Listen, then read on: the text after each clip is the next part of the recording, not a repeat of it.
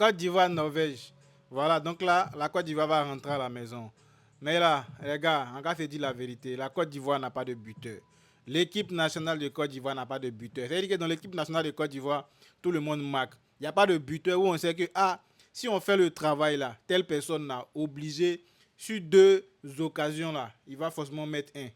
Voilà. Dans les grandes équipes là, on voit ça. C'est-à-dire que le travail se fait pour une personne. On ne lutte pas tous pour aller marquer. Est-ce que vous voyez un peu le truc? On ne lutte pas tous pour aller marquer. Voici la Norvège. Voilà, c'est vrai que le premier but, c'est pas Alan qui a marqué. Mais tout le monde, quand il y avait comment dire, les polémiques sur les réseaux, on disait quoi? Alan, Alan. Parce qu'on sait que quoi?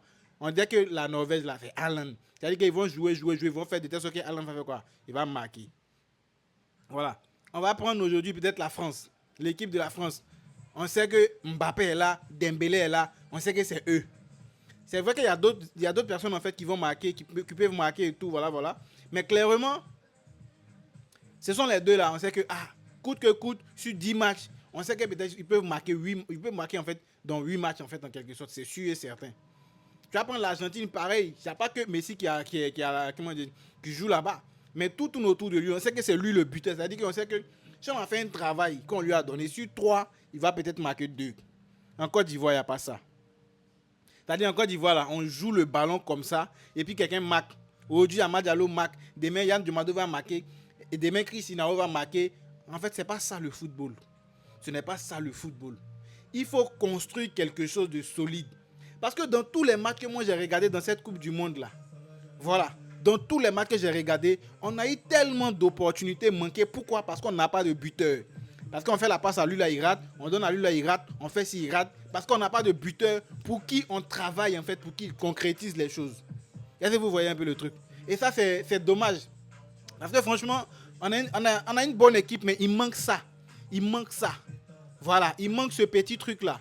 Pour que on puisse en fait, en tout cas, aller beaucoup plus loin. Franchement, il n'y avait pas de raison. Et quand vous marquez un but, vous ne savez pas conserver vos buts.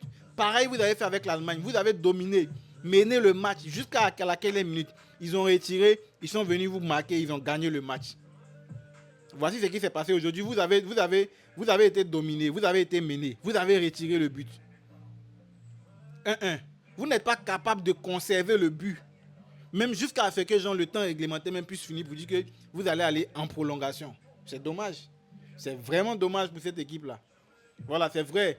C'est une équipe bien jeune et tout, voilà, voilà, mais il faut que quelque chose comme ça se construise en fait. Parce que tant qu'il n'y a pas ça, ça sera compliqué. S'il n'y a pas de buteur dans une équipe, où on sait que ces deux-là, ou bien ceux-là, ou bien celui-là, c'est le buteur de l'équipe. C'est-à-dire que quand on va croiser peut-être des grandes équipes là, on fait tout pour faire le travail pour donner à celui-là, pour qu'il puisse marquer. Tant qu'il n'y a pas ça, on ne va jamais remporter le Coupe du Monde. Je sais ça et puis c'est la baie. Mettez vos avis en commentaire les gars, on est ensemble.